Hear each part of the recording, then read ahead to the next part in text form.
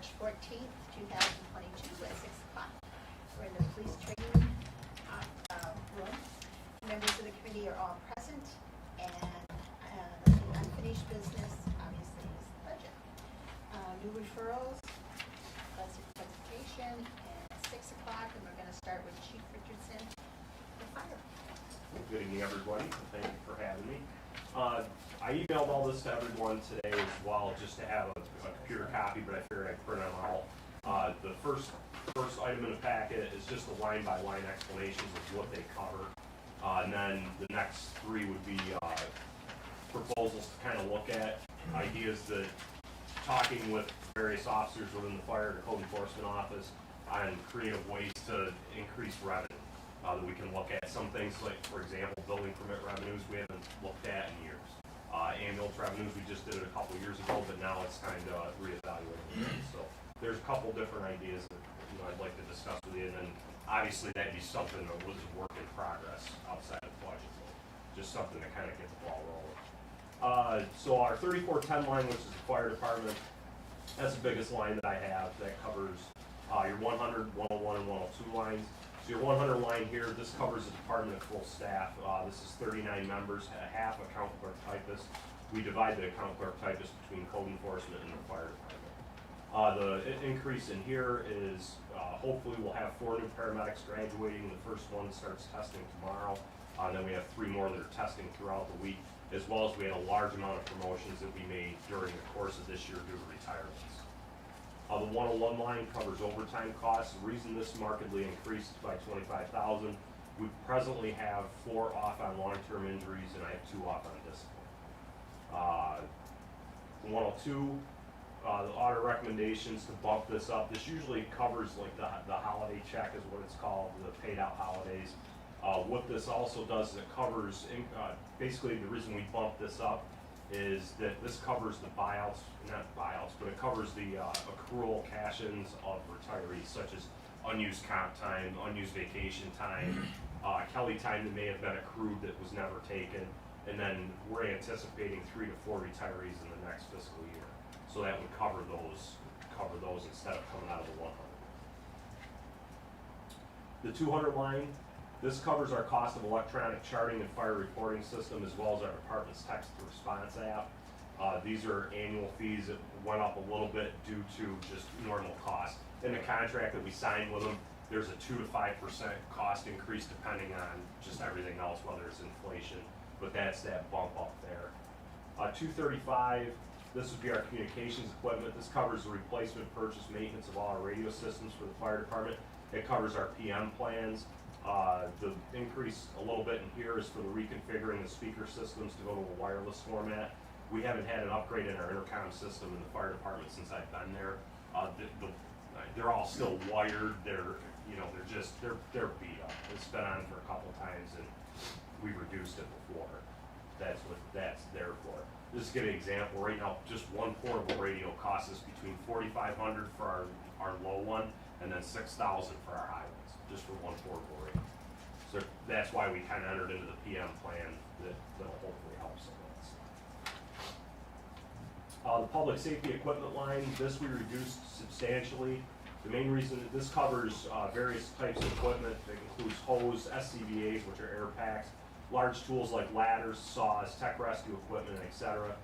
This line dropped because we have the upcoming delivery of the new pumper. And then in that CF102 line for the engine is a little bit of money for equipment. So the truck, we can buy hose for that truck, we can buy ladders for that truck.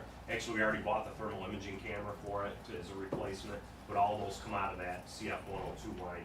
So that way we could reduce this public safety equipment line down quite a bit. Equipment-wise, we're pretty good, but again, we're rough on it sometimes, we beat it up. The 250 line, this would be like regular batteries, tool bulbs, lumber to secure buildings, to seal roofs that we cut the holes in them, salvage tarps, those types of things that are covered under public safety. The 411 line, I'll have to get with Gwen's on this one. This for years has been rescue equipment, and this is actually like our copier costs. It's office equipment, or yeah, it's not repairs to office equipment, it's actual office equipment, toner, clicks for the copiers at Central Fire and Station 1. 415, part of this is contractual uniform allowance. Each firefighter per CBA has $600 of clothing allowance. That's where this goes into. The remaining is for replacement and outfitting of new members in PPE turnout gear. Right now, we're looking at a possibly a substantial increase in the cost of this equipment. We actually met with our turnout gear rep today. Just the fabric alone went up 20%. That's DuPont. So, there's not a lot of competition out there, so just, here it is. And so that's what we're looking at there. As part of our cancer protection program, we're also looking to try to guys have older turnout gear that's 10 years old, but we hold that in reserve so that way when we have a fire, they can get out of their newer set, they can decon, put it right into the washing machine, and then that way they can get those hydrocarbons off them. Because one of the things, that's what they're finding is, if we don't launder our equipment, that stuff sits around our neck and sits around other areas that are high vascular, and when you start to heat up, it absorbs into your body. So that's why the cancer rates of some of these cancers are so much higher on firefighters, because if they, we're trying to get redundancy with 2 sets of gear, even the hoods. The hoods are the ones we just got last year, and what that basically does, the guy changes his hood out, and then if he didn't, that stuff's around you all the time. So every automatic alarm you go on, if you didn't clean it, you've got all that junk right there hanging out for you to this also buys water rescue PPE, such as swift water rescue suits, rescue harnesses, coveralls for the fire investigators, and items that are damaged throughout the year. 416's books and manuals is for members going to schools, classes. This decreased a little bit due to more ebook availability and kind of sharing aspects, to buy 1 or 2 textbooks and share them amongst the group. 417 is cleaning equipment. Cost increase due to all cleaning supplies, and now due to COVID, we're increased and hyper aware of cleaning frequency and common areas for disease prevention. 418, this is other materials and supplies. This is actually what covers our fire prevention program supplies. So these are books, materials, not only for the schools as far as our outreach with juvenile intervention, but we're getting more involved with civic and housing organizations, doing more outreach. For example, the senior center, they've had us come in a couple times and discuss. We print off and get fire prevention materials for the age group specific. We find a little bit better things to do, because still some people like to have a book in hand and read off of that instead of going to the website. 421, this is telephone. This is telephone, cellular phones, and data plans for the engines and inspection tablets on the fire department side. Code enforcement also has their own tablets and data plans. Light and power, this is gas and electric bills for the department's 3 buildings. So this covers Fire Station 1, Central Fire Station, and the Fire Training Tower.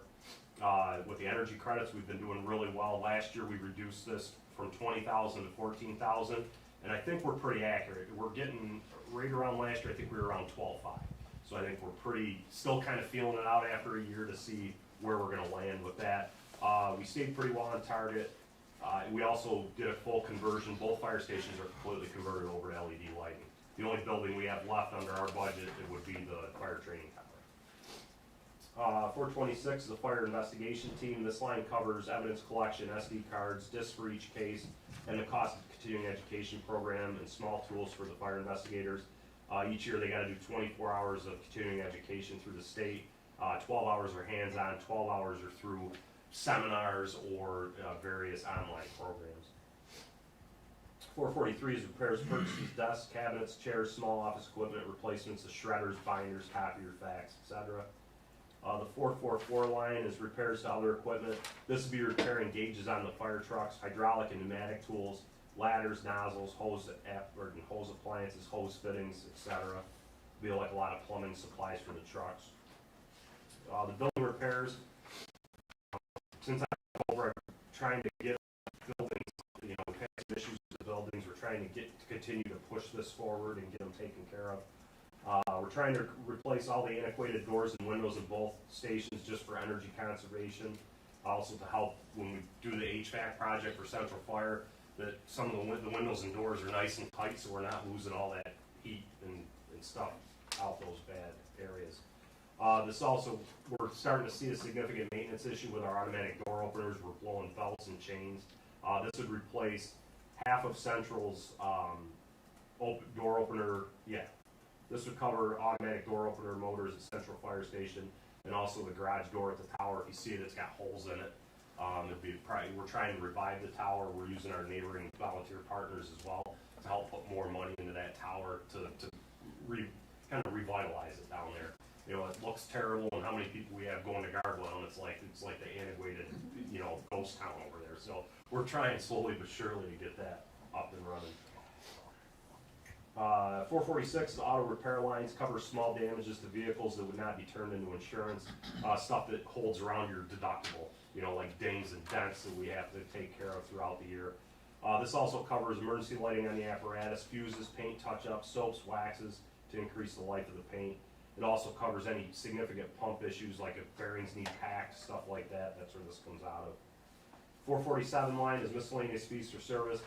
I'm a big proponent of preventative maintenance. If we do it now, then maybe we don't have a big repair later.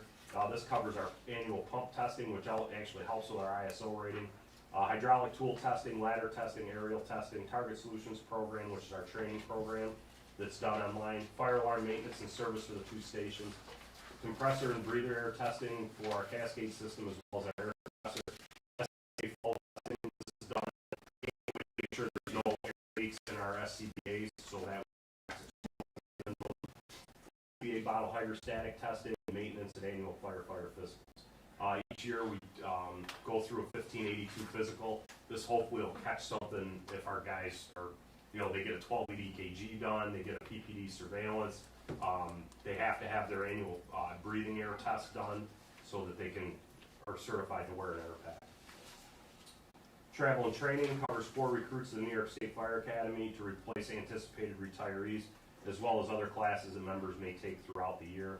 We're trying to get a lot of classes here and doing a lot of online classes, but we still like to send guys to the academy because they go out there and they pick up stuff from other fire departments that, hey, maybe you ought to try doing this, or here's another idea. And that's how we've really gotten a lot of good ideas back lately over the last couple of years, is having guys go to trainings or be online with these webinars. Dues and subscriptions. One is by contract, the rest covers subscriptions to New York State Fire Chiefs and International Fire Chiefs Association.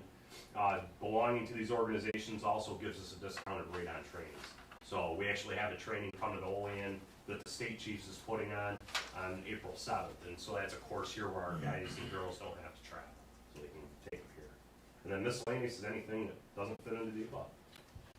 And the 850 is retirement sick leave benefit, which is a CBA. Any questions so far?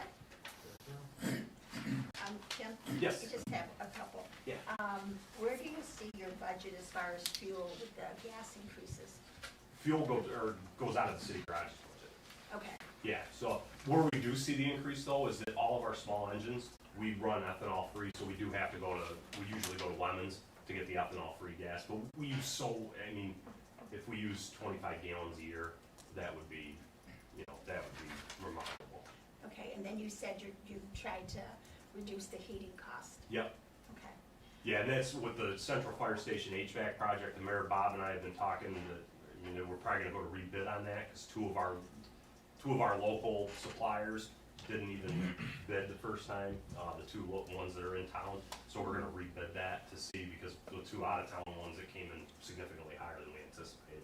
But my thought is that by getting a little bit more into the building repairs, we can get some of them windows fixed, because you're just putting in a new heating system and then you've got the blinds blowing all the time and stuff like that. So. Now, do you see a decrease in taking the fire truck to cause because of this new stretchers? Well, yeah, because now you don't need as much manpower, but now we're getting our call. You'll see with the ambulance line that because of our call volume, we're getting increased costs there too, just because we're busy. We're busier than we've ever been. Now, do you see, and I know you mentioned it, raising the rates. Do you see the Medicaid rates going up this year, or? Hopeful. Just curious. It's definitely been drawn to attention, and we help our local partners that are lobbying, especially for Medicaid and Medicare, to try to get those reimbursement rates up there. Because there's some other things that we're looking at, like community-based paramedicine. That's something that's coming. It helps the overall system, but the problem is, how does it pay for it?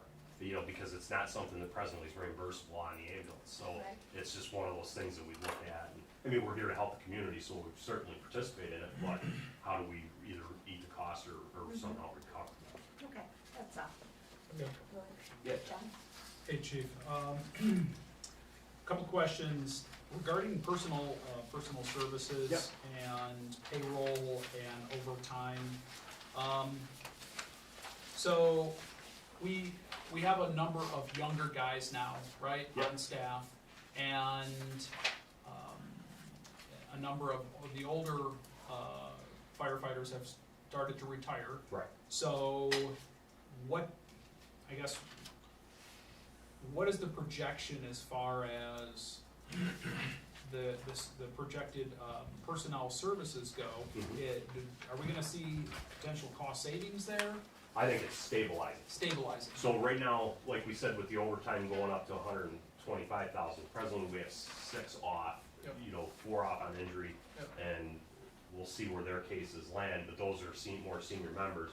Obviously, they're would be replaced with more junior members. Yep. But until they're until they're retired out, they're still on payroll. Okay. So that's where that's why we're influxed up like that, and I really wish I had a crystal ball, because I'd like to see where it goes next year, because we'd be in theory, fully staffed, replacing the ones that are gonna retire out, and then we should start, I'm hoping to see it tip back and upward. Right. Where our overtime goes down and our personal services kind of stabilizes a Okay. little bit.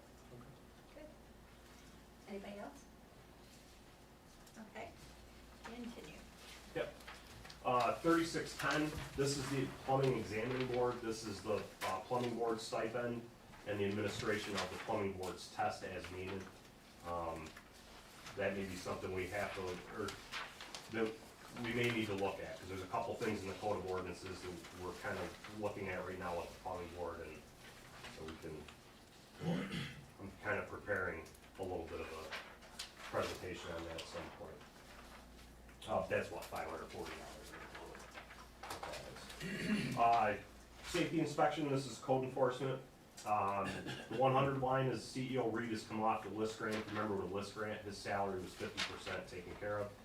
Again, this still does include the full-time CEO to replace firefighter Vino, and then also half of the account clerk typist that's shared with the fire department. Code enforcement official. Sorry, me and my abbreviations. So that's where that's at. Quick interjection there. Yes. Just so I can, when you had firefighters in code enforcement, like Yep. Tracy Vino, was he in the firefighters Yep. budget? 100 line. Yeah, Yep. okay, Yep. all right. Very good. When we renegotiated that with the union, once Tracy retired or left there, then we could replace that with a civilian. Okay. Okay, so. The 220 line, that's computer software, is the BAS system for codes, permits, inspections, complaints, etc. That's solely within code enforcement. Not only does code enforcement use it, but also your planning and zoning boards use it, particularly the assessor as well. So that's the BAS software that sticks with them. We played around with the idea to get them all online with the fire department system, which is ESO, but it's just not it's not really a clean makeup because of all the other departments that use BAS. 411's office materials for codes office. 415's uniforms and protective clothing for the code enforcement officials. Coverall, safety glasses, hard hats, flashlights, boots, etc. 416 would be books and manuals. Codes receives a lot of these updates. Manufacturers recommended guidelines, NFPA, ANSI, other subject material conduct. So if they're seeing stuff starting to be installed in buildings that they may not know, it's best to go purchase one of their, like a manufacturer's recommended guidelines, so we can, and we have these come up every once in a while, that somebody may try to install a different hood system in a restaurant, and we check out with ANSI to see, okay, well, what's the guidelines here, so we have it on file, because we'll see it again, we store them all away, and your code supplements, things like that we use. 421's codes, phones, tablets, and their data plans. It also counts to replace one of the tablets. They're about 5 years old, so we know that technology-wise, It's kind of hanging out there. 441, this is our printing, our specialty printing that we can't do. This would be like your door knockers, those types of things for grass and garbage that we hang on the door. 443, this is repairs of small power tools and batteries. 450 is a revolving loan fund, so this on my budget sheet, 450 should be the revolving loan fund, is that the same on there? And how much is in that? Is it 10,000? Perfect, okay. On mine it was a little bit, it wasn't. So, yep, so that's the list money, the list seed money. So that grant has to maintain a balance at 10,000.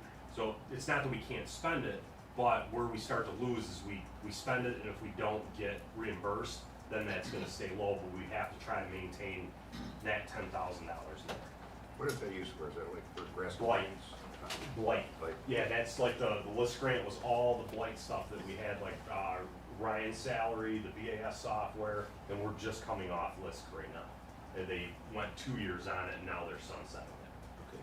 Where's the funding at, 'cause when I was talking to Tracy late spring last Yep. year, like for grass complaints, then you guys would go down and Yep. cut grass? Miscellaneous fees for But this- service. but he said that, Tracy always said that they needed more funding in that account because they didn't have the money. There wasn't enough money to take care of the complaints. Right, and that's what, so when we go down, let's see, it would be 455 miscellaneous fees for service, that went up for that reason. For your grass complaints, grass, garbage, those types of things, their costs are, that's where I think you're gonna start to see some fuel costs there, is it's gonna get passed on by the contractors down to us, especially garbage. Cause, I mean, they're hauling this stuff away, and Lord knows where they've got all to, and things like that. And then your travel training, that's for the conferences. So cost to get members their continuing education to attend the annual conferences. Now that they are able to travel again and go to these conferences again, those are much like the fireside going to the academy, the conferences are closed. So they go to these and they get to pick other municipalities' brains, which is when we get to the revenue sharing, or not sharing, the revenue idea, that's where a lot of this came from, is talking to other cities and seeing other cities and towns, how they do their fee structures.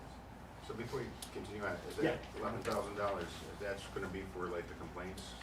Yes, yep, that's grass, garbage, and all that. So just an example, Shouldn't that be increasing a bit more, so you would have more throughout the season? I think if we go through what we're gonna go, or, well, actually, I can talk about it now. The one idea that we're having is to do a third party, like hire a third party attorney to go out and do the collection of fees, go out and negotiate with the banks on foreclosures, and basically keep track of a lot of this stuff. We do it on the ambulance side, so let's say, for example, somebody, you get an ambulance tax and they can't pay. We don't throw them to collections. What we do is we have a third party attorney that negotiates with them, and let's say they can pay $25. Okay, so they pay $25, and then we issue them a charity care form, so they write off the rest of the bill. It says, I can't pay this, my rent's this, I just don't have the financial capacity to pay this. And then that way, you're basically reconciling your books, so to speak.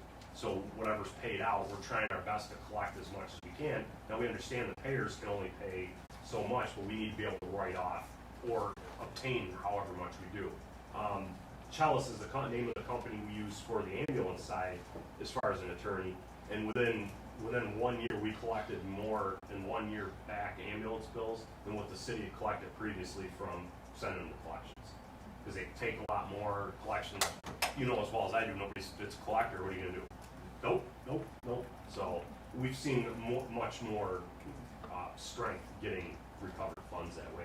And we thought about it doing the same thing on the code enforcement side, is negotiating with a lot of these bank attorneys with what we talk about foreclosures. So we can work back and forth, and I'll certainly get you more. This is like kind of like the kickoff for that, is Ryan has a lot of good ideas on how this, California in particular, uses it a lot to recover substantial amounts.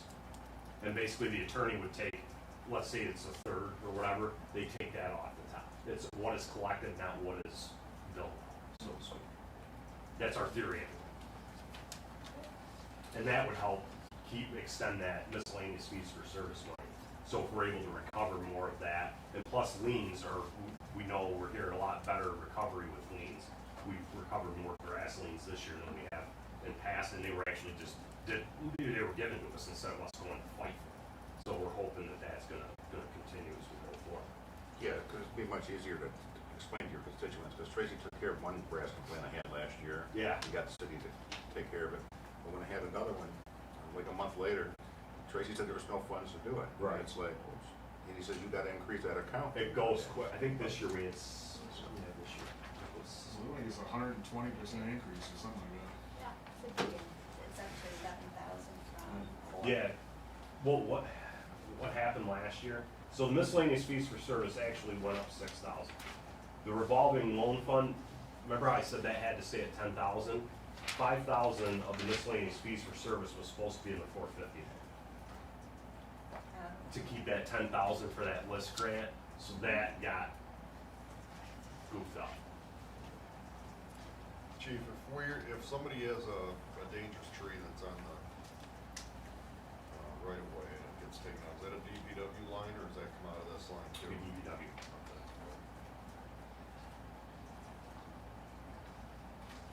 Yeah, and there's all sorts of things. Even usually miscellaneous fees for service, another thing would be like board ups and vacants.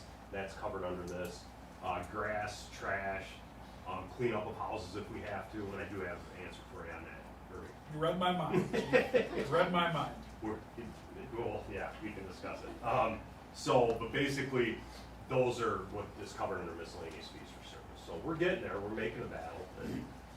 Could you speak to, in just a couple, just a minute, to help us, because Dave's got a valid point. We get constant, we'll get calls from the constituent that lives across the street, from someone who hasn't mowed their lawn. We call, let codes know. Yep. A week later, I understand there's a process that you guys go through. Can you help shed that? Yes. How many times you gotta notify them, put them on notice? Because our answer is, well, why don't they just get somebody to mow the darn lawn and then Right. everybody's happy, right? Help us understand that process. The hard part is that based on the current code of ordinances, we have to let orders of remedy go a certain time frame. If they're like garbage, for example, 5 days, and there's one that we took care of early because we knew it was going to be a problem because it just keeps going and going and going, and so that's so basically stuff like that impacts like vermin and rodents and pests. That's usually the ones we'll hit for 5 days. Unfortunately, grass is generally 10 days. Now, is that something we can, like if it's a gross violation, I guess my suggestion would be maybe amending the code of ordinances to give leverage to the code officer to say in extraneous circumstances, such as it's like, 8 feet high and somehow we missed it. Things like that to initiate an immediate, or the one that we're aware of in Ward 1. That it's every other week we're taking a dump trailer full of garbage out of this place. And it's just, and the family won't help and stuff. It's yeah. Well, they play this game. They get their letter. They wait right up to the day they're supposed to do it. They do it, so they don't get the ticket. And Yeah. it's just ongoing constant. It's ridiculous. And it does. It takes time to get fines and courts and stuff like that. And that's where maybe you get like the frequent flyers, so to speak. Yeah. That maybe this is where the attorney helps out and puts their feet a little bit more in the fire. Because we realistically, to go to that extent, it's not very often. Usually, and when we talk like the proposal for permits and fees, a lot of times it's not to generate revenue, it's to generate compliance. It's like in trying to give a good fee, a fee or a penalty to make sure it doesn't happen. Okay, here you go, and then hopefully, most of the time it works. But there are some times, and we know when you have a high rental community, that you have tenants change back and forth, landlords change back and forth, and each time the tax sale comes up, everything kind of changes. I have a question. When you get a complaint like that, how do you track that? Like, you'll be, you give them an order of a remedy and it's 30 days or whatever it is. Mhm. Do you have like a database that you guys manage? Yeah, the BAS system Okay. is, what it does is, so anytime we enter a complaint, it's entered by the tax ID number for the county. Yeah. So we can see the historical issues with a property. So that, like we said, if we give more teeth to the code officer to say, look, we've been here 100 times.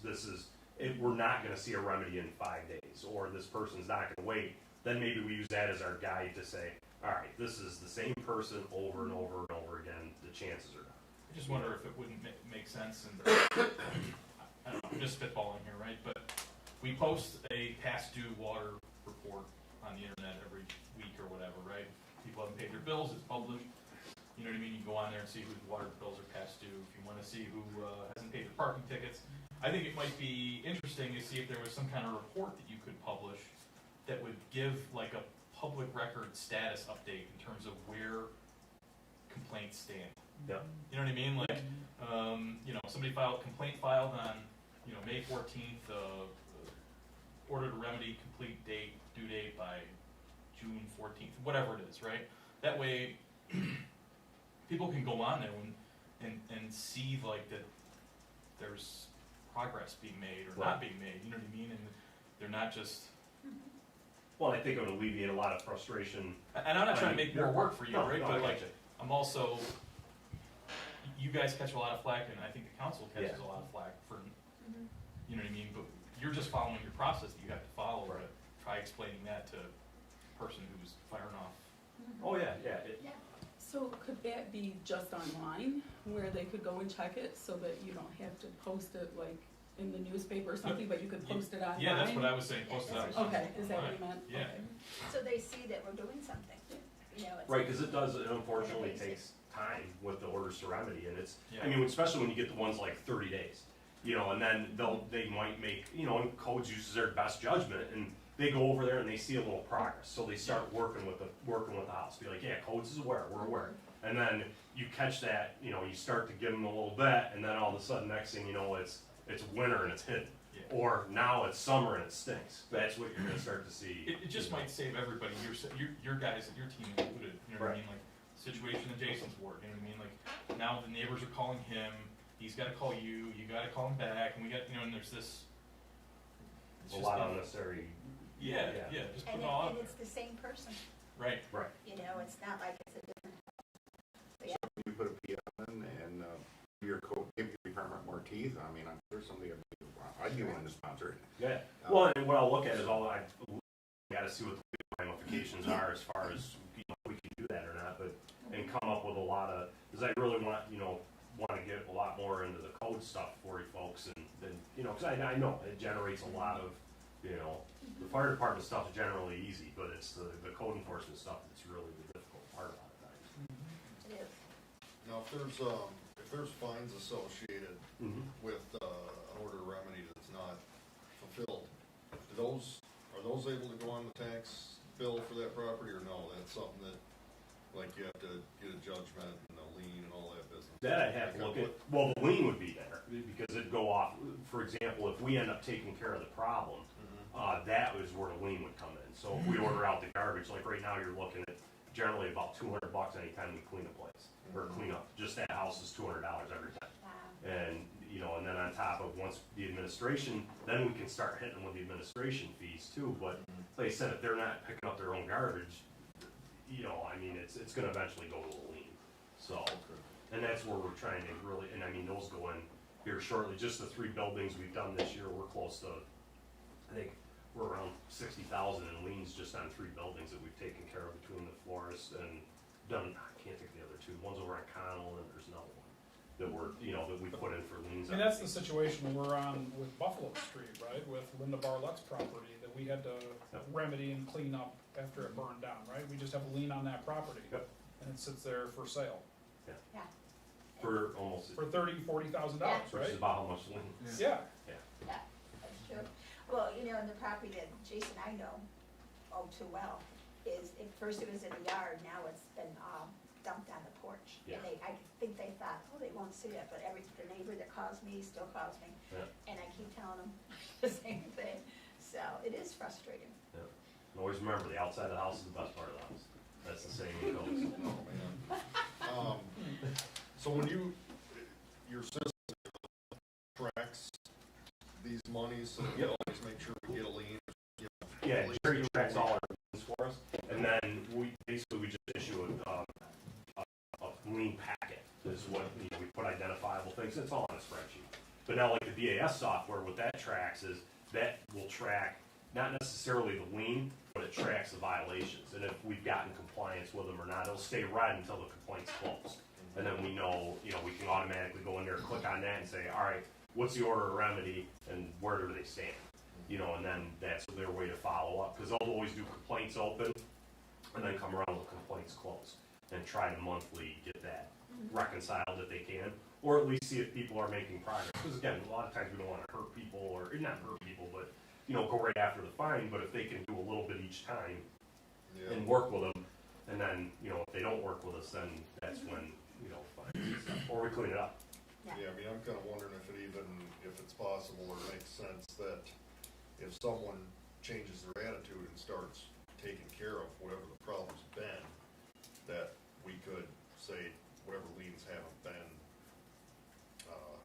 Satisfied? transacted, Yep. maybe we forgive them, you know, Yeah. if they clean up their act. And, like I said, we're way flexible with people. You know, it's usually once we start finding, it's because we know we're gonna be tied up in court now, and that's where it kinda comes in, that sometimes it's harder to do the enforcement side than it is to just, you know, if people just work with us, you know, you get a lot more flies with honey, so to speak, and usually people are do pretty well, but then there's cases that we all know about in each ward, that no matter what they're the same houses over and over and over.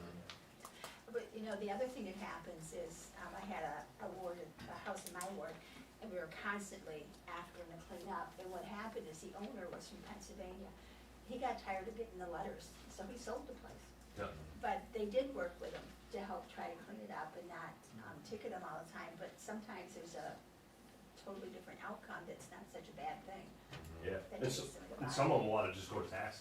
There'll be there'll be so many liens on the property that they'll never get out from underneath it, so they just let it go to taxes. And some of the houses that we've had issues with, when you may have a death and it goes to an estate. So now we know there's that time frame there, so we've been trying to reach out more to talk to the family or talk to the caregiver to say, what are you doing with this property?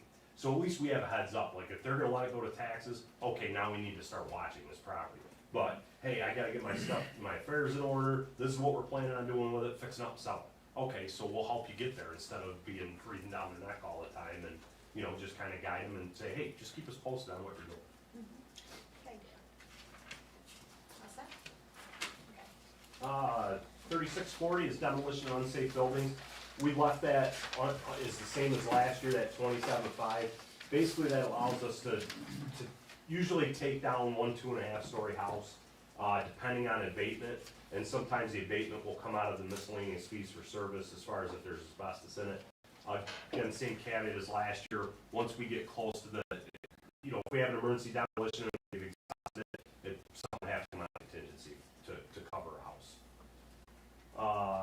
Next would be the ambulance line. This had a little bit of movement to it.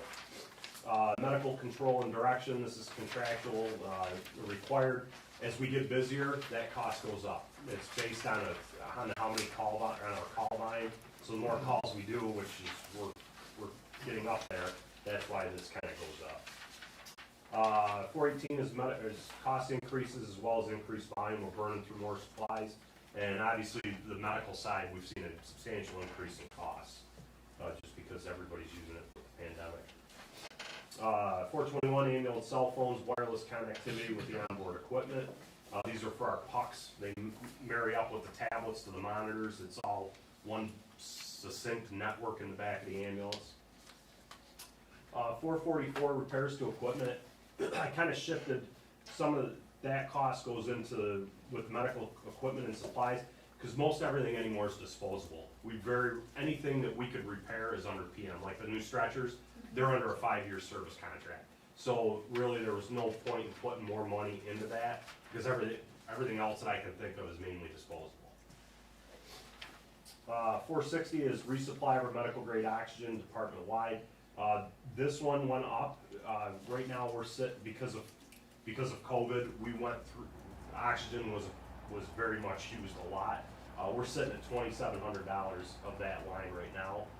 So I felt it was best to raise it up. I think last year was 1,500 maybe. Yeah, it was 1,500. So we're up there. And then 462. This is the training budget for the ambulance. This would be for 5 paramedic students tuition. Basically, how we work it out right now is we have an agreement with UPMC Chautauqua that we split between 2 budget years. So that way we're not having the paramedics full tuition come out of a 1-year budget, we split.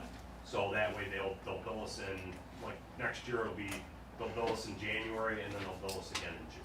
That way, when the classes start. So, that's the budget lines. On a couple other things, this is a lot. I know the proposal for permits and fees. So basically what we did is we went through, there's table of contents. We put a letter in just to explain what we're doing. And then the first page is highlighted yellow. This is our current fee structure. And then these are the proposals in purple. Anything in red, we don't have a fee schedule for in our fees. So these are big things, and so if we go through, there's 2 pages for residential, and then there's 2 pages for commercial. And again, these are based on what we've found, and then there's a 3rd page too for plumbing, zoning, and planning. But what we did was, so these, we just didn't pull out of the sky. We took the city of Cornings, town of Brighton, city of Hornell, and I think town of Geneva and town of Allegheny. So we kind of went through and stayed about the 2/3 mark is generally so we weren't going above what they were charging. And usually we're a lot kinder we're kind on them all, I think, but it's just stuff that's out there that we're not even really recovering right now. And obviously this would definitely entertain more discussion because it's a large chunk to look through.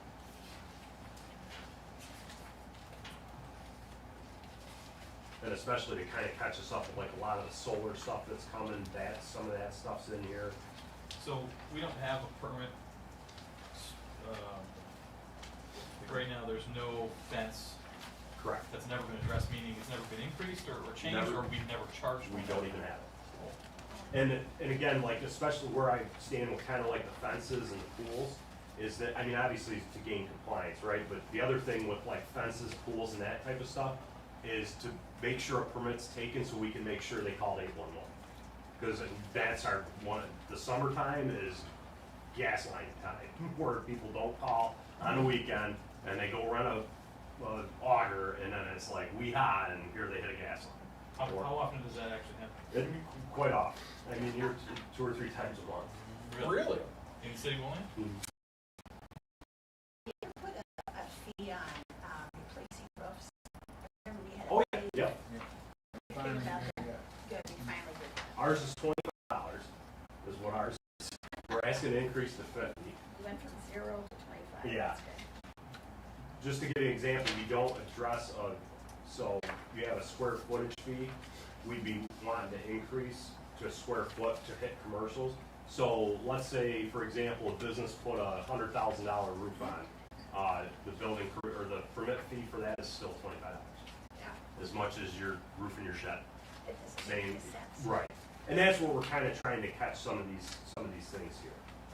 The other big thing was his failure to request inspections, removal of stop work orders to make sure that they file for their building permit. This is adding a little bit more teeth to like the weekend warriors that come in.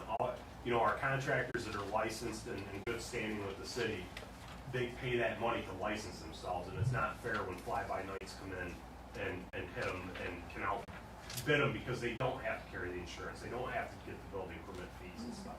So we're trying to kind of put a little more sting on it. Speaking of that, Chief, if I may, there was talk, and perhaps for the new position that you said you're looking to hire in code enforcement. Is there anything in the CSEA that says it has to be Monday through Friday? I'd have to look at their CBA to see how that works. I mean, There's not. because we've that's something that I've heard Right. reoccurring as long as I've been here are the weekend warriors where somebody who's not licensed comes into the city and undercuts other licensed contractors and does a job on Saturday when it would maybe behoove us to consider getting someone to work Tuesday through Saturday. Right. What do you think, Mayor? We can set the hours. We can set the days and the hours, so. Just, I don't know, if they're, to get some weekend coverage, that might be something that, Because the contractors who police that, they'll either get a hold of, like a lot of times, they would stop at a couple of the contractors would police it on the weekends, then they'd stop at the fire station and say, hey, they're building without a permit down there. We take throw PD down with them, and then we'd shut them down. Yeah. You know, until it'd be like, you know, a lot of them are go get a permit, Right. you may not see them, Right. so. I think it's better, you know, it's a little bit better than it used to be, but it's still happens. Chief, I have something here. Yeah. I know, just skimming at the first few things that are on between the residential building Yep. fees and the commercial. Yep. Some of these are similar to, some of the residentials are similar to commercials. Shouldn't the commercial pay more? Some of them, yes, and then a lot of the ones, where you really get an advantage, or, you know, as far as going residential to commercial, is your square footage meters. Right. You know, that would be where you gain on that. And again, it'd obviously be open for discussion, cause, you know, I think like the one I catch right off here is an in-ground pool. Right. You know, if you put a small, let's say 10 foot by 10 foot in-ground pool at your house, but then a commercial property puts an Olympic-sized swimming pool in, you know, that's obviously a little bit different. Darn, I can't do it. But it's, like I said, I think it's a good, me personally, is a good starting point to kind of reevaluate some of these, and again, some of these may be too high, or some of them may be too low. I think all of them for the commercial are too low.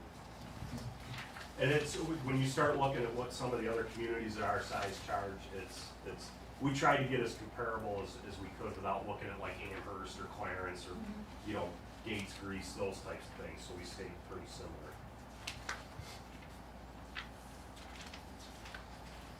Because a lot of businesses can just write this stuff off. So, Right.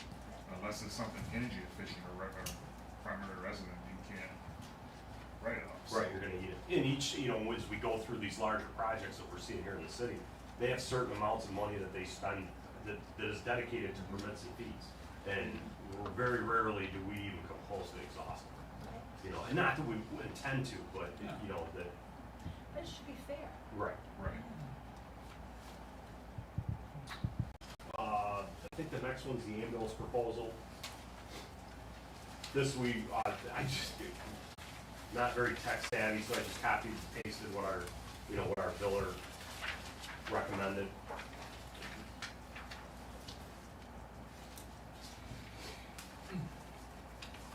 Mileage is generally is a bigger one. I mean, you know, again, these are based on regional rates. They're based on what our comparability is, what Allegany's charging, what Trans Am's charging, City of Salamonic, Ellicott, Gray Valley. So it takes those hosts into play. Again, we always stick on the side, we're not there, you know, for people's pockets. When was the last time we addressed this? 4 years ago?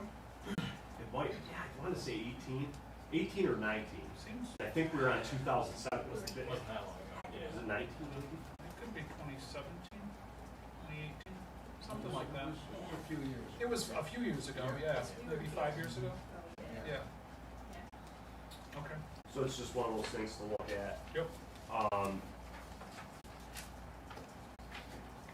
Then the other, well, we kind of touched on the third-party legal counsel, and then the other was, the letter here with going with the totes, and looking at possibly requiring your rental properties to have totes. You know, that way, about 80% of what we deal with as far as garbage complaints are rental properties. And then it's not always the landlord. It's, you know, it's the tenants and stuff that don't, you know, that don't get the garbage to the curb, and then it accumulates and gets thrown down in the basement. And I thought we did, didn't we? We talked about that, just we didn't talk. talked about it. Yeah, we just didn't do it. Requiring rentals to be Yeah. totes, we talked about it. Oh, we should. I think it would be a good idea, because, you know, at least, like the chief says, they get the ones that they don't get the stickers, and they throw the trash in the back shed, in the garage, and Yeah. sell it. At least you're gonna get at least you're gonna get a can fill, and put that out. So if they had that option, that might be the best idea. Also, it's gonna, you know, especially summer times, when you get the, garbage that's put out without cans, you got the birds get into it, you got all the little rodents get into it, so you got that going on. And then especially skunks and whatever else, it draws that, so that would clean that up at least, you know, we have that, so. You know, that we might wanna look at that for everybody, and not just the rentals. If they have to be in a can, and not just a bag of garbage thrown out there. They put it out the night before, that's when you start, it gets opened up, and then you got garbage all over the neighborhood, you got the stink, you got all that, so it might be a good idea to take a look at that and go that route. I've It had is skunk season. It is. I've had a couple landlords tell me that when people just moved out through the night, they just left the garbage in the house and there Oh, was yeah. like rooms full of it. Mhm. And they were stuck paying for it. So, in my thought is, it's easier to just pay for it, have it available, and they can just put it in and keep up with it. So it makes sense. Mayor, the Casella contract that we just redid this year, last year, how many years is that good for? It's, I wanna say 3 years with 2 one-year extensions. I think it's a total of 5 years. Okay. Those extensions, both parties have to agree to Yeah. extend it? I have a question. The change of proposal, change of fees, Yeah. as well as the change of the ambulance fees, are those reflected in your revenue side, in the budget? Yep. Okay. And that's why I figured, and I know I'm hitting you with a lot, but, I figured it'd start the conversation off and see where we can end, where we end up. Okay. Good. Any other questions before we let Chief out of the hot seat? Hey, thank you. All right, thank you all for having me. Any questions, give me a shout anytime. I'll go get the other I'll Richardson. call you about 2 a.m. if I have questions. Okay. Take care of you.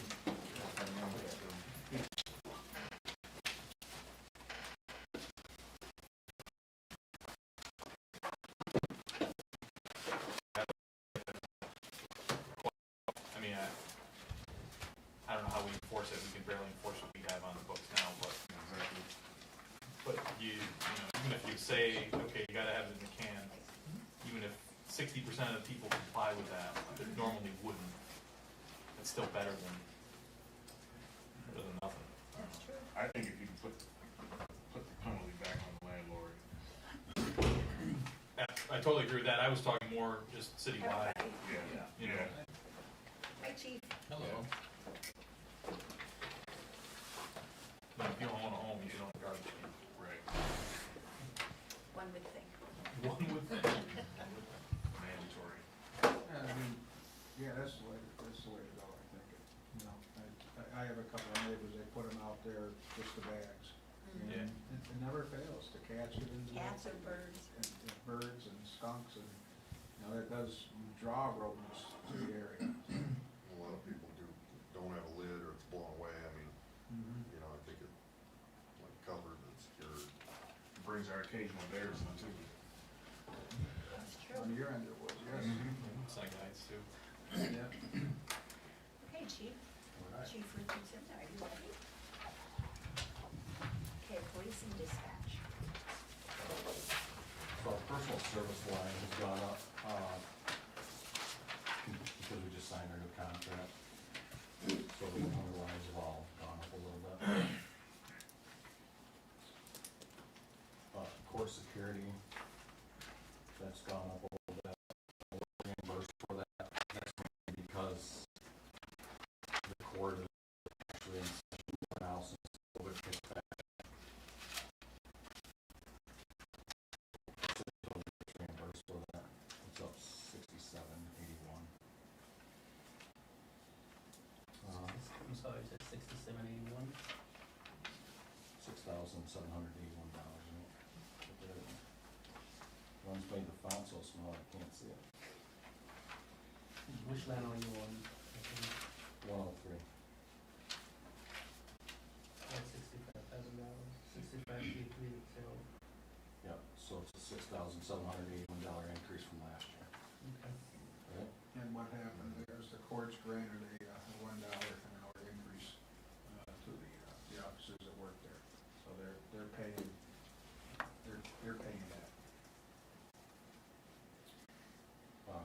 Parking enforcement stays the same. Crossing guard, we actually dropped down $200 on that. We tried to get a more exact figure.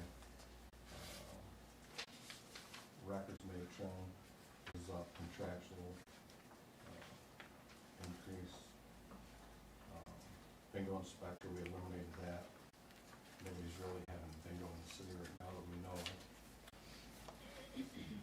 Special patrol, I got a hold of the school.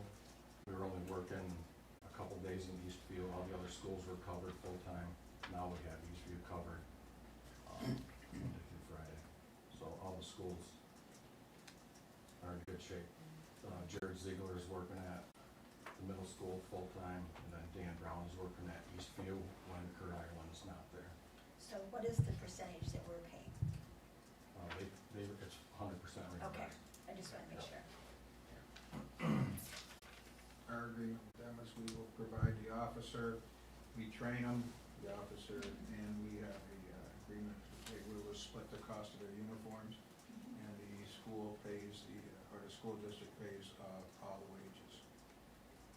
And that's under the special patrol line? Yes. Yeah. We were lucky to get the two guys that we got, two good guys in the schools. Motor vehicles, they don't make Dodge Explorers. The only thing really available right now are the Ford Explorers as far as police packages. To lease those, the lease went up a little bit. I have a copy of the lease with Enterprise. With upfitting and I think that line went up $19,460. Up or, we need an additional 1,800. Right, I'm sorry. Yeah, yeah. So since you got the tentative budget, that's been an increase, so that'll have to be covered. A little bit more from the Yeah. upfitter and the graphics design. Chief, have you noticed any, issues with the Fords, like software issues? Like I know at National Grid, we're having issues with our Ford trucks Not with the and Ford, but pickups. with the Dodge Chargers, we had some problems. Yep, So, computer, one of our cars was Yep. out for a couple Software. months. yep, Yeah, so it seems to be across the board and yeah. Dodge trash.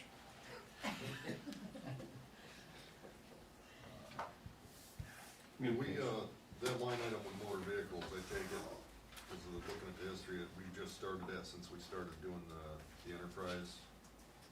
Is that why, with the history? Yes. Okay. What line did vehicles usually hit, or was that always, capital?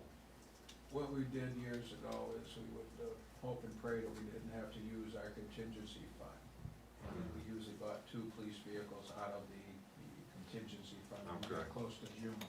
So, and we've been criticized, and Linda will know this too, that when the city was under deficit finance, that was one of the criticisms that we would get, is that they said we have to start budgeting for equipment and not, that was one of the criticisms and the suggestions, that you start budgeting. So we looked at the enterprise lease, we started out with 2, and then we went to 4, and now we're up to 6. So that's all budgeted, and that'll get us, keep the rotation on the police vehicles going. So, And is that maxed out? Is that how many we were It was a 6. hoping to get up to 8 we eventually. were hoping to get? Yeah, So we're in, I guess, a couple of years now, chief, or close to it, it's a good program to Yeah, it keep. seems like it's working good. Yeah. We've covered a couple times in fleet management. Everyone seems happy with it. Okay. Communication equipment, line 235. I raised that up $500 because the price of everything has gone up a lot, as I'm sure you all know. Public safety equipment, pursuing investigation materials, evidence collection, I kept it the same, 1,500. Other equipment, that's down $868. That's $5,000. That includes 2 refurbished staff computers for the new cars. Body cameras, this is the 3rd payment on a 5-year contract. That's $5,295. Office supplies and materials, line 411, that's $4,800.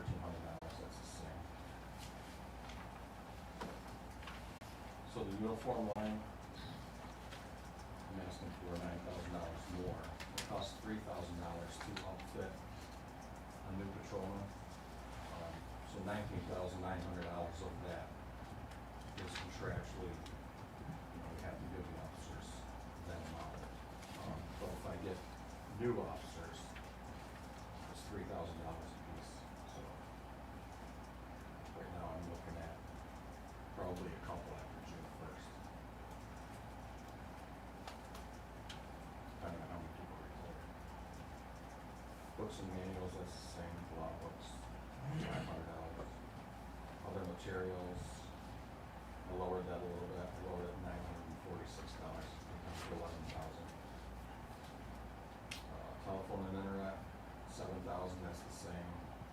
Printing, $441, that's the same, $1,000. Rental of equipment, copier, that's $1,400, that's the same. Repairs to office equipment is the same, $500. Repair to other equipment, such as the fingerprint device, radar units, auto sensors, etc. That's $1,000. Line 446, repairs to automotive equipment. That covers repairs the city garage is not able to perform, or when there's no insurance coverage. Somebody keyed one of our cars the other day. And, Right here. not sure if it happened up here or on a call. Could have happened when it was, any place. So, you look at the car at the beginning.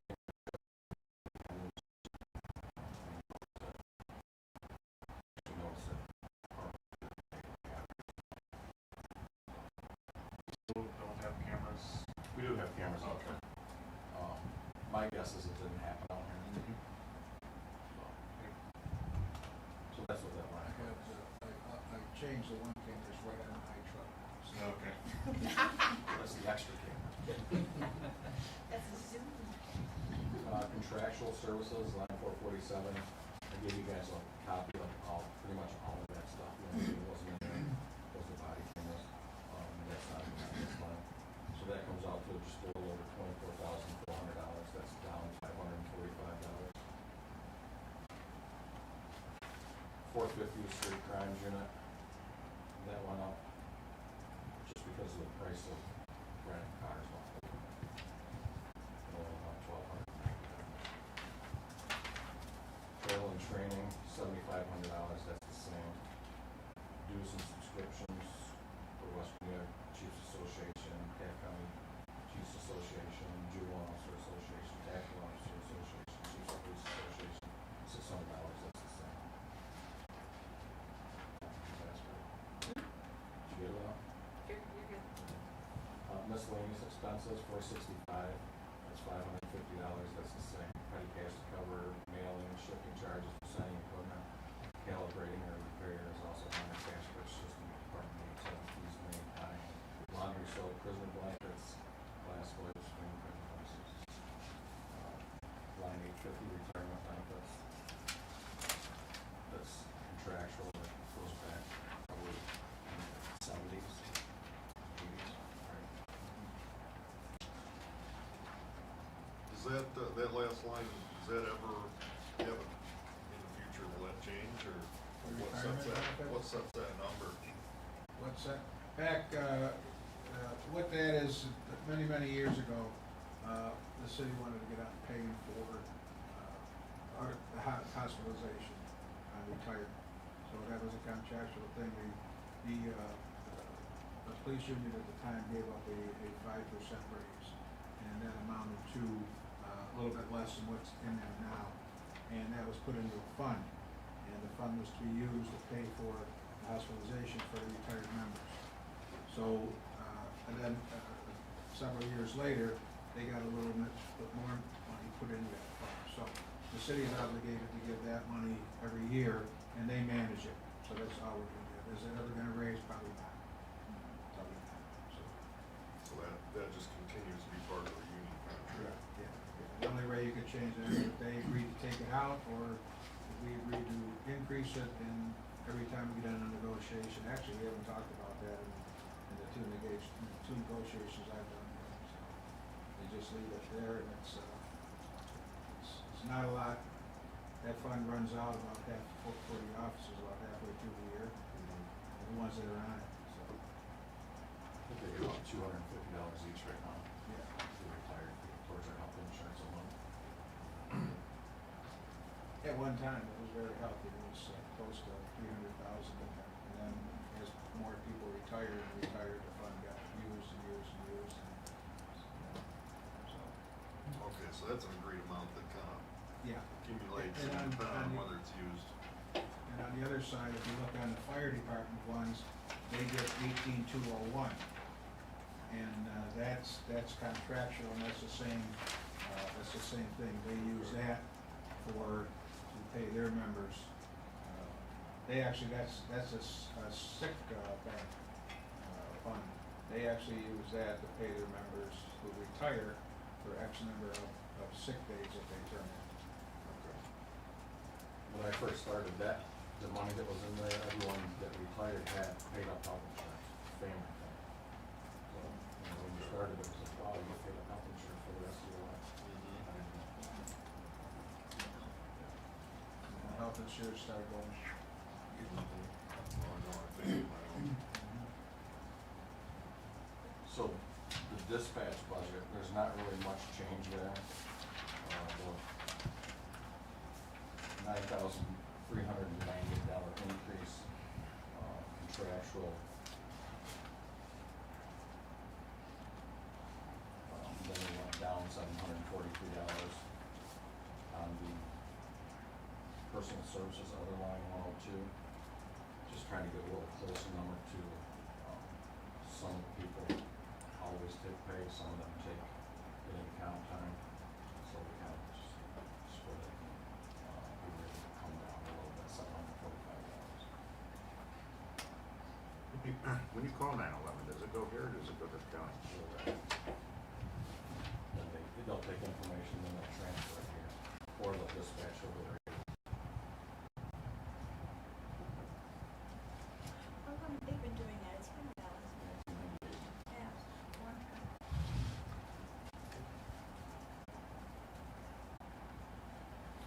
But they also check prisoners, when we have prisoners. How many people is that on dispatch? 5 full-time dispatchers and 2 part-time dispatchers. That's actually in the sheet that he gave out. I think I gave them that sheet. Or you gave that sheet?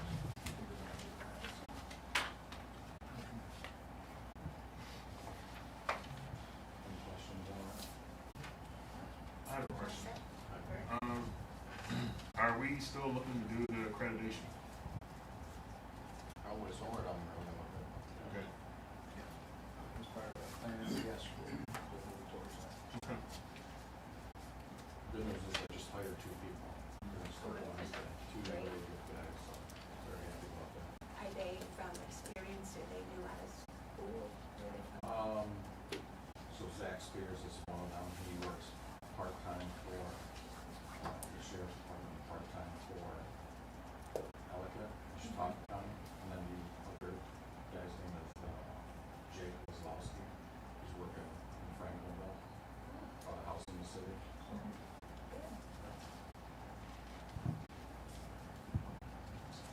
Anything else? We have there's one more line item, animal control, Okay. that's $80,000. From 30, I believe, it was 30, that's. What we've done just recently is, we have, we've been talking to, the SPCA, has not come out when we needed them last few times. So, we talked to Cindy Nutt, who was doing, work for the town of Olean, town of Allegheny, the village of Allegheny, and I also had a conversation with the town supervisor of the town of Olean, and they're letting us use their kennel.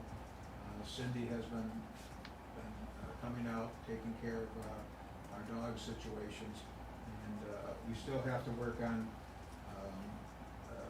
the cat situation, which we're hoping that cat nippers will get going again here and that. So we want to bump up that fee, so we can work to, not only with the SPCA, as soon as they're in a little bit of an influx right now, so if we can get things worked out with them, and then we can also have Cindy Knupp as the dog control officer. So that'll satisfy the agriculture and marketing who is after us to get a dog control officer, which we have to have. So that's why we want the increase in there, so it gives us the options, more options to take care of matters here in this city. I think that's a great idea. With the Because- SPCA, I'm sorry. No, I was just gonna say, if we didn't do it that way, we would have to have a dog control officer, and then we'd have to have property to keep the dog. We'd have to have all, the vehicle, it would be, really expensive, so this way it sounds much more affordable. The town has been very good with, they're not charging us anything to use their kennels, and we occupied all three that they had this past weekend. Chief God told me we had 7 dogs. Yeah, we had 7. So Cindy started helping us out because dispatch called the SPCA 2 or 3 times, and they were told that the SPCA was full.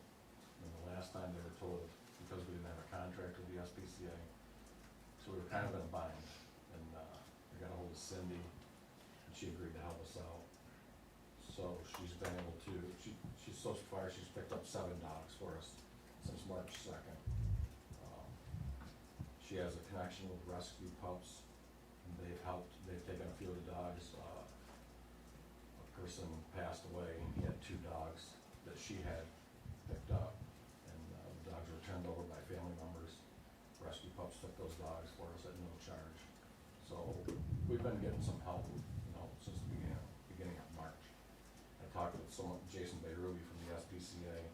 Right now they have 160 dogs up there. So personnel wise, it's really tough for them to send anybody out to come and pick dogs up for us. They really just have enough personnel to take care of the dogs that they have up there.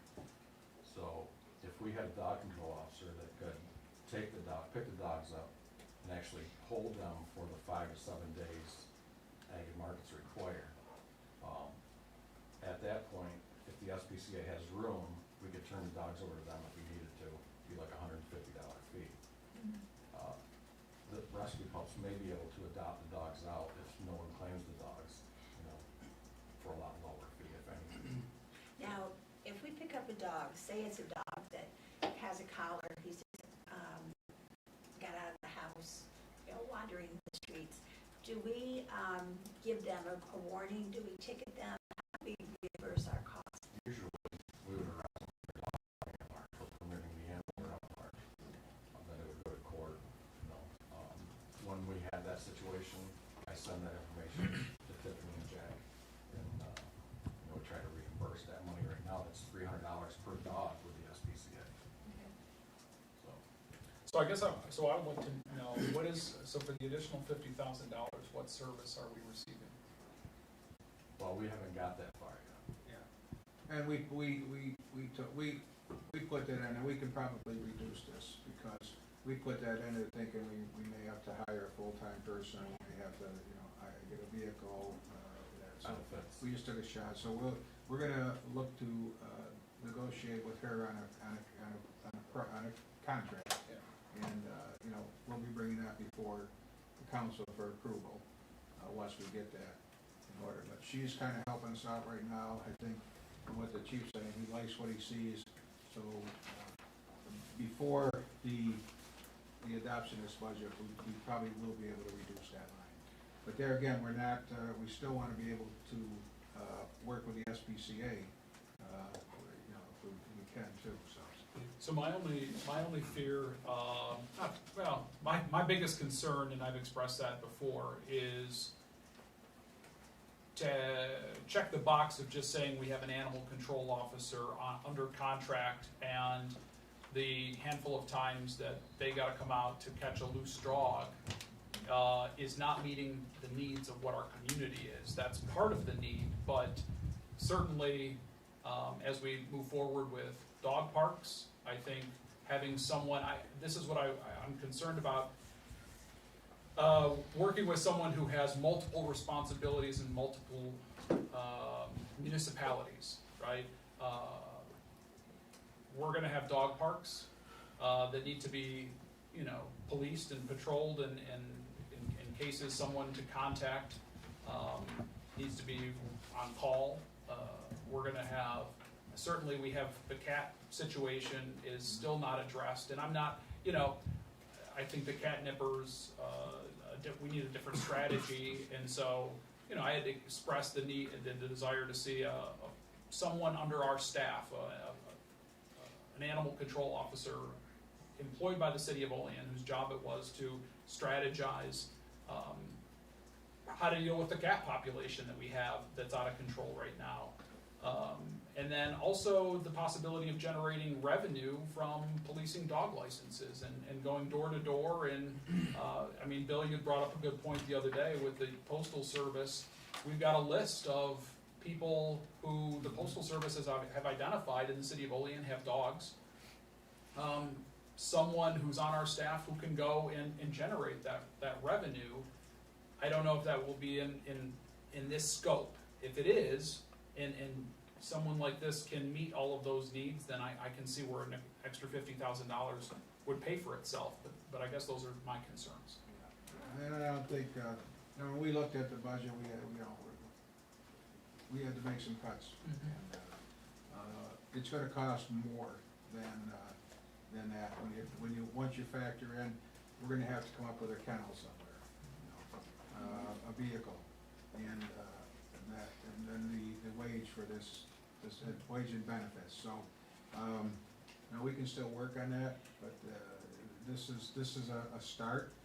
We still want to work with the SPCA on cats. They have a in the contract that they sent us, there was they would take up to 10 cats a month, but they don't want to take any feral cats. They want to take, you know, cats that are not going to give them a problem. So we still have some work to do with that on the cats. So, And that's if they have room for the cats. yeah. That's I nothing think guaranteed. what handicaps us a little, and it's not a bad thing, is it being a no-kill shelter. You know, and they keep those animals forever. So it really kind of hinders our ability to have them housed there. So, So when these dog parks open up, just hypothetical, if a dog bites somebody or attacks another dog over there, are we Who's- responsible? are we responsible, and whose job is it to make sure that You know, the person that got bit, the dog had a rabies shot? I mean, did they call the police department, did they come down and they have to prove that they got a rabies shot? Any dog bites, you're gonna have the police department involved. Yeah. You know, I think this is what John's touching on, is that there's somebody that stops into those parks once in a while, glances, you know, checks tags, you know, the people that have dogs out and about, Or it's even, have them registered. even if they don't stop in, they're the point of contact for the city. So that's exactly it. In the areas that I've lived that have had those dog parks, that phone number for the, you know, animal, I forget what the title is, right? That constable's number is right there. And if there's a complaint, now it might go through the dispatch, but, you know, an aggressive dog, for example, I mean, we still have to come up with the, you know, code, if you will, or the park rules. You know, some parks say you're not supposed to, you know, you can only have fixed animals, right, that have been, to use that park, because unfixed animals are more aggressive. Somebody who's gonna police that, right, like, those are my concerns, not just saying, okay, you know, we have someone to catch loose dogs and take them to a shelter, but all of those other complaints that we're gonna start getting calls about, in addition to the cats, in addition. So, again, if that's something that can be worked out with a separate individual under contract, then great. But I would love to see, as we have one or two or more dog parks, like Jason said, someone stops in, if our rules state you're supposed to be those dogs are supposed to be vaccinated, who's gonna enforce that? I mean, we're not gonna inundate the police department with that, so who's enforcing those rules? And to your point, John, I think we have another year or two before we even start having dog parks. You know, so we do have time to get this up and see if it works, and see if we have to change something or tweak it along the way. So, well, I think it's starting this year, but we don't know if it's all gonna be completed this year, and we're not gonna go, every park's gonna have a dog park all of a sudden. So we start with one, and we see how it goes, and, the police will keep us up to date on how it's working. You know, being back for It's like not. 3 years now, I never had a complaint about a dog, but I get tons of complaints about cats. I've never had a complaint about a cat, except one gentleman that had a fish pond in his backyard. That's why they were there. Just one. For what it's worth, and we've talked about the county, wanting to get involved and give us some money to fund some things. But I had mentioned before that they specifically are interested in the animal control. And I don't know if that's in addition to the $300,000 that they've talked about or not, but they were talking that they were willing to match us.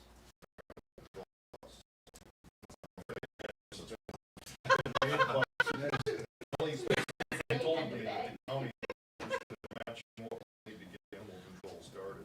That's the first time hearing of this. I brought it up before, so somebody's Yeah. forgotten about it. They looking to share the services, or? Yeah. No, I don't feel I'm the one to have that conversation. I'm just passing the information along. I'll call Kelly tomorrow.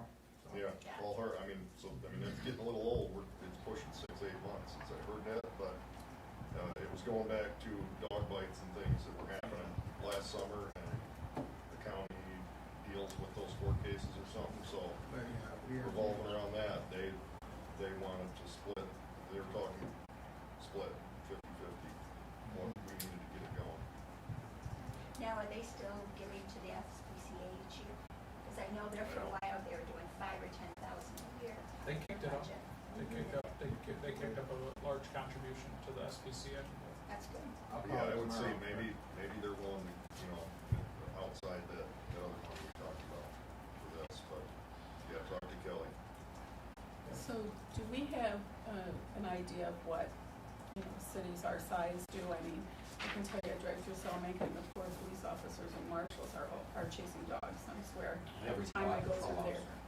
Do they? Yeah. Well, I see the police and I'm like, oh, they need to have one. So now I know they do. Yeah, they do. So, do we have kind of a policy that we can go through or look at somebody that's comparable in size to kind of get a size and scope of what they do with their Yeah, we animal can- control? Yeah, we can take a look at that. I have a question. Are there any fees or fines that you would like to adjust upward when we're talking Well, about fees? depending on what we do, like right now Cindy's been picking these dogs up. In the towns and villages are only charging $50 to pick up a dog. We need to raise that. $50 is really nothing. And then we're charging $15 a day to kennel these dogs, which is way too cheap. So, I would definitely look at the fees and come back with an idea. Is there any way you can put that on the city's website of responsible dog owners if their dog accidentally escapes and they get picked up? Is there any way you can put that description on the website so that in case they're trying to find a dog or something? we couldn't do it immediately because dispatchers don't have access to our Facebook or whatever. Only certain people have access. I don't want everyone to be able to put stuff on the city's Well, yeah, Facebook page. but just make sure you don't get in trouble. If we had an animal control officer, I bet you they could. And if the dogs have a I know if my dog license, ever maybe it's escaped from my house, easy. he just Right. ran out, and I'd do anything to get him back, Just call the police department and ask if your dog is. Was he shut up? Well, they're supposed to be, the officers are, they're supposed to be trying to locate, before they call the SPCA, they're supposed to be trying to locate, check with neighbors and that, if they're over on, your street, check with neighbors, does anybody know whose dog this is? Yes, and they have had several that they returned home before they call the SPCA, so, animals get out. Yeah. I have a question, you can arrest and ticket a person for their dog getting out, right? Because dogs aren't allowed to run at large. Correct. But we don't have that same law on the books for cats. Correct? That's a state law, isn't it? We actually, I think we do have a cat law on the books, but. We tried to get cats registered years and years ago, never went. If we could prove that it was your cat because it's an animal running at large, just like a cow. I know I seen cats on my ring cam in my backyard one time. And they, many of them have collars, so it's just people just saying, Yeah, we just, Go outside. But we have to be able to prove that it's their cat. I mean, we can make an arrest. You know, Chief. I don't know, we just keep, I'm sorry, let me make one more point. Cats are this ongoing problem. We keep talking about dogs getting out, but I think the bigger issue is the cat problem, and we keep hoping things change and trying to do all these things and beat around the bush, and we don't really want to address the problem because it's uncomfortable, right? We don't want to make people have to pay or register them or keep them, don't let them run at large. We don't want to kill any of them. You know what I mean? Like, not that I'm cat murderous, you know what I mean? But like, I don't know. We gotta fix something. I don't think people know that cats are, my cats have always been indoors, but I don't think people know that. Like, I have a patient, like, I know she would not know that cats are supposed to be kept in-house because she kind of got this cat from somebody who let it go outside, and the cat comes in and out, and so maybe part of it is public education then. You know, education that they're staying inside. Probably just trying to be nice and feel bad, seeing cats outside, but when you feed animals, they reproduce and you just make the problem worse, so. I agree, the problem needs someone dedicated to a true solution. And I think that's something for, animal control to head up. Not something I can head up, I know that. I don't know, this might sound a little psycho, but if I had a cat, which I don't, and I cared about that animal, and loved that animal, and wanted to make sure it, well, that too, but if I thought that if it got out, or if I let it just go out in the neighborhood, that it might get captured and killed, I would be a lot more careful about letting it out. That would educate me pretty quickly. well, I know we've addressed this, the TNVR stuff before, and trap, neuter, vaccinate, release, that program, it works, as long as you have a dedicated team, or, And a ton of money. Yeah. I mean, not necessarily, Paul, not necessarily. I mean, get it. you trap them, I mean, there's low-cost clinics, these other municipalities do it, they take them, they get them fixed for, I don't know, what is it, $30 a cat? Like, I mean, it's not a ton of money. Yeah. $30 to $50, I think, is like, maybe it's $50 at the low-cost clinics. I mean, that's where, and isn't that what we were paying?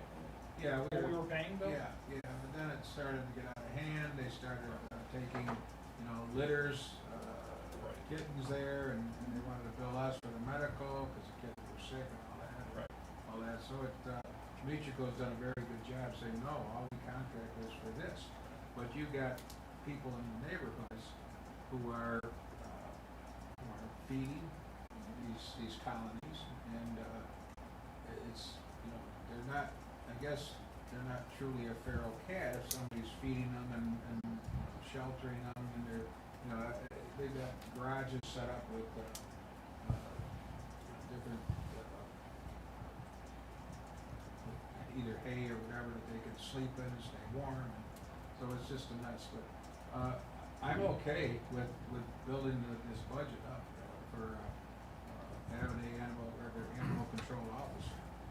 So we can come back with that prior to this budget being adopted and give you some cost on what that would cost. So. Yeah, I'm interested to see it, because if you have somebody who's dedicated, daily tasks involve, reducing numbers and whatever's the problem. Especially if the county's gonna pay for their. Yeah, sure. Well, I mean, but none of us, it's not in our job description to reduce the number of cats. And in I've the city, tried, so and somebody I've tried, will be and I've taxed gotten, for and that. I've gotten bit from catching them and taking them up to the SPCA. But at the same time, we're ignorant too, somebody who, if that's their job title, that's what they're Correct. good at, so. And again, just as an alternative, and I don't know, if there's a contracted service, if Cindy Nupp or whomever, right, we're willing to serve that purpose and expand the scope rather than just catch loose dogs, right? Now she's just kind of helping us out right now. So even if, insert whoever's name, right? Even if it's a contracted service that will address concerns that we're sharing, if that's a easier route or a more cost-effective route than having a full-time person, you know, then I'm on board. But those are the struggles that we deal with, and I think a full-time person can definitely stay busy. and again, I also, not to be a broken record, but like, we could then enforce like dog licenses too, Yeah. and that could generate revenue. Okay. That's, Okay, any other questions? Thank you, Chief. Bill, do you have anything to add? Just I guess, for procedural, tomorrow night we have Chris Ware and coming in tomorrow to here to go over the sewer water budget. Then it just leaves us with capital projects. Do you wanna try that, fit that in tomorrow night, or go to a different night for that? Tomorrow night. Different night. Really? Yeah. We're not taking that long. Our And just first keep in night mind that here the for Bonnet half game's hour. on at 11, so we just got to be out before that, so it's, I mean, we got a month. I think and Good capital idea. projects aren't tied to that. We got a month. yeah, I just wanted to put that out there, so we'll set another date then for capital projects. Sounds okay? I mean, we could do it on the 22nd, which is, a regular meeting, but if we just are gonna talk about capital projects, we could do that in committee of the whole, couldn't we? Oh, yeah, I think so. Yeah. Might be a little bit. Well, we can take a look at this schedule. Yeah. And then, the 29th is the 5th, I think we're gonna be off on the 5th Tuesday. We do it then? Oh, I already got an email about the 29th, so we'll talk about that too. Yeah. Okay, I won't be here the 29th, so. Let's do the 29th. then we'll be, Go for it. He's the vice chair. Fine with me. All right, good night. good night, Chief. Thanks, Chief. Linda, I do have something, if I can make a statement. You have- Okay, so I met with the mayor and Jack Hart on a, contract that we've received from Clark Patterson Lee for $25,750, to move forward with geotechnical investigation, the preliminary design plans, as well as final design needs. So essentially, all of the technical requirements associated with working with Vortex on the water park, for Warvets Park. And so, although we can't meet until, and pass a formal resolution, Bill, are you comfortable if I ask for verbal authorization for us to move forward on that? Since we've talked to Jack, we're in agreement that And it's, you already got the money, right? and we've got the money set aside, but for, I would assume either, I don't know, the mayor or myself or both of us to sign the contract, asking the council for verbal authorization to move forward on that with Clark Patterson Lee. I don't have a problem with that, but is that legal? Yes. We went over this, Dave, we had a conversation with Jack Hart, and we reviewed it, and, because we don't have a policy in place right now, we do have a policy for purchases, okay? But we don't have a policy for, Professional services. professional services. So John has researched it, so has, I've called Nikon, they've given advice on it, and so has Jack Hart's researched it, that we are within our rights to, hire a company that we have, basically, we have other dealings with, and we know they're providing us with the work. Now, we couldn't just go out and pick any old company, but we have, I guess, a history is what the word I wanna use. We have a history with Clark Patterson Lee, and they've done good work for us, so we are okay with doing it. It is legal for what we're doing. Okay, yeah, I don't have no problem with that, I Yeah. just wonder if we can legally do it without passing a resolution, is what I meant. Oh, Yeah. yes, Oh, yeah, I don't know that. I we've don't- given verbal authorization to Yeah. sign things before. Yeah, Okay. yeah. So, are there any opposed to this? Vernon, reservations? Yes, everyone's in favor? We're good. Okay. I'm in favor. All right, Can I just ask a question? absolutely. Okay, since the article in the paper with the YMCA, should we, excuse me, revisit, because originally we were only gonna be the only splash pad, And we talked about, you know, it would cover itself, it would pay off the debt. And I think those numbers need to be revisited because now there's gonna be two in town. So can we kind of look at those numbers and, because you put them together, Len's put them together. I put them together. Okay. Yeah, I just think, you know, before we go too far forward, we should look at them again. okay, That would be my request.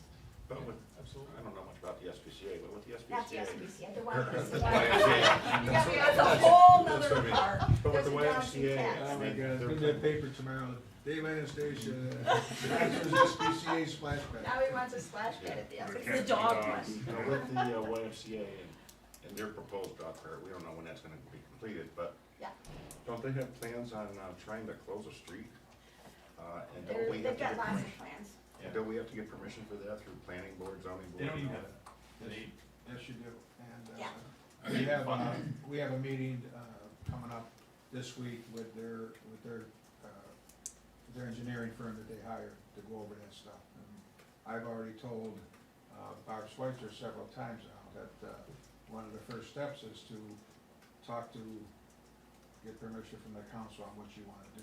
They don't wanna actually close the street, they wanna alter the direction of it. So, part of the street, I'll take that back, part of the street they wanna close, but then they wanna alter the direction of 10th Street, so it'll go behind the Y and come out on Buffalo Street. In So- one house, right? Is that not what it said, that Yeah, so one they wanna- house they had to So acquire? basically, they wanna close half of the block, and it's like, I always thought, we can't even give away a paper street Yeah. that we don't use, and how legally can we close a half a block? Well, we've done it, they did it with, JCC, with the part-time development. So, that's what we got, so. For JCC, of course, not only, Well, they took a whole, yeah, name. they took J Street, Yeah. Was that eminent domain, Did they pay? I'm not sure if it, I'm not sure. or did if they some of acquire it- those they properties? acquired them, They they paid acquired like, it, yeah, And I think that's what Megabucks? JCC's Yeah. done. it is, yeah. Yeah. I mean, I think it's great, I think both projects be just fine. Yeah, but I think when you're the only one, it's one thing, but when there's more than one, you have to, just look at the numbers. Revise the projection. Yeah. Yeah, but The other one's you're got- talking about membership community versus, Yeah. versus, I think it's, No, theirs is I think gonna you're be open talking to the about some- public too. Well, the good news was the projections were based on, you know, generating revenue of $150,000, and all we need to do is make half that, you know, to pay for itself. So, Yeah. you know, I think it's absolutely feasible.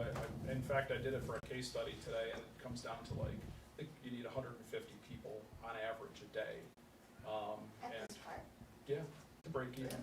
yeah, So are you factoring in rain days, cold days, cause. that's called on average. Average. Yeah. That's what an average That's is. a lot of Linda. people. Wow, Don't they average more than that now? that's for We were hockey, averaging that's over not for 100 the a pool. day at franchise. And then just think, I mean, 150 people a day who then on They get average paid. spend, probably spend But they get $100 paid in the a city of Olean will Right. generate just massive amounts of economic development oh, for I the city, agree, yeah, it's, I Yeah. do have one Probably more- in I do have excess of one more thing 30,000 a to week. add, so. I would say. Okay, Mayor? Okay. Historic, well, not historic, but over the last several, 2-3 budgets, mosquito spraying. I got a letter from the county, do we wanna sign on again, and, Just take it out of contingency, like we did yeah, last like we year. do in the past. Are they going to, what's it cost us to do our own, if I remember right, it was like late and everybody was chewed up and I don't think we could We didn't hire think it our was own very plane for the, effective, no? it cost us right around 15,000 last year. So I don't think we could hire our own. Did we get any, who determines the date that they do that? They do it by mosquito count and all that, the health department determines it, so. I think somebody was a little off last year, if I I don't remember think how they that had went the down. staff. And they were a lot off last year, so. Yeah. Yeah, Yeah, if there's any way we can avoid that situation, yeah, let's put our 2 cents in. okay. Well, why do contingency instead of budgeting for it? What we did is we were budgeting, I think it was 17,000 a year, and we didn't use it. They weren't spraying for years and a few years in a row. I think it was like 3 years in a row we didn't spray it. So we decided to remove it from the budget. And then if we did need it, we would take it out of contingency. What if we need a contingency with the weather getting bad and all of the issues we've been having lately? And we need to move money from here to here For the, for I'm just thinking, I'd rather budget for something than to just say, oh, we'll just take it from this. Yeah. That's just my. It's worked the last 6 years, so, just saying, Okay. it's a projection. We shouldn't even be paying it, the county should just, That too. why are we Talk paying? to them out of that money if Yeah. you want to. That too. I'll talk to the legislators about that too.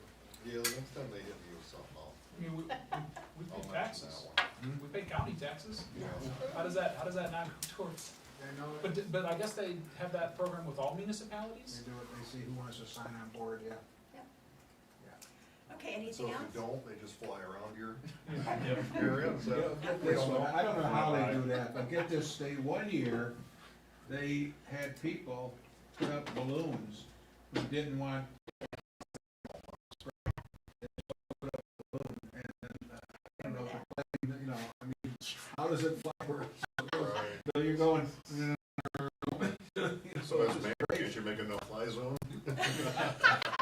Where do their planes take off from? Oh, maybe they would Olean. It's an I'm pretty sure outside my company dad's that buddy's comes not in, a so I guy don't that know where does they. it. Did they land up there? I'm pretty sure, yeah, they buy fuel from us.